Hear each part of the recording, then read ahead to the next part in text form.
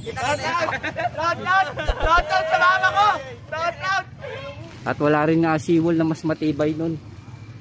Ganyan ang mangyayari. Pag walang matibay na seawall, pag inalon, ito, biyak-biyak.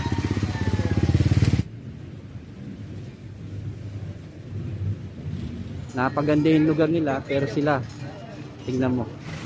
Lang nga nakakalungkot, tinatambakan pa rin nila ng basura dito.